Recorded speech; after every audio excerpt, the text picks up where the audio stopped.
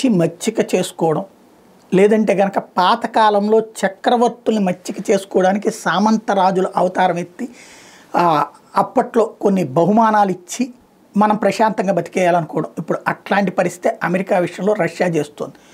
సహజ వనరులు ఇస్తానంటుంది. ఇప్పుడు వీళ్ళిద్దరి మధ్యన బంధం మరింత బలపడబోతోంది. రష్యాకి అమెరికాకి మధ్యన ఆర్థిక బంధము బలపడబోతోంది.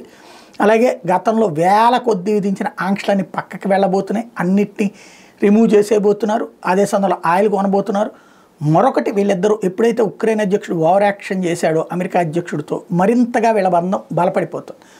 ఇప్పుడు వీళ్ళు ఒక ప్రపోజల్ ఏం తెర మీదకి తీసుకొస్తారంటే, రష్యా ఉక్రెయిన్ పూర్తిగా ఆక్రమించుకోవడానికి అమెరికా సహకరిస్తుంది.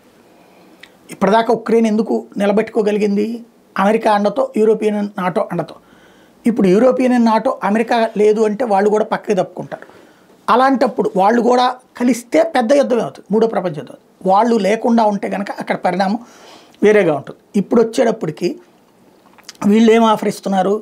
ఉక్రెయిన్ మేము ఆక్రమించుకోవడానికి అనుమతి ఇచ్చేయండి, అందులో ఉన్న మినరల్స్లో 50% మీరు తీసేసుకోండి అని అమెరికాకి పరోక్ష ఆఫర్ చెప్తున్నారు. ఈ ల్యాబింగ్ జరుగుతుంది. దీంతో అమెరికా రష్యాల మధ్యన బంధం మరింత బలపడేటటువంటి పరిస్థితి అయితే కనబడుతుంది. దీనికి సంబంధించినటువంటి అందులో భాగంగా తాజాగా ఇంతవరకు వీళ్ళిద్దరి మధ్యన రాయబారుల తొలగింపులు కూడా జరిగిపోయినాయి గతంలో. ఇప్పుడు తాజాగా రష్యా ఒక కొత్త అంబాసిడర్ని అమెరికాకు పంపుతుంది. అమెరికా దౌత్య సంబంధాల పునరుద్ధరణకి ఓకే చేస్తోంది.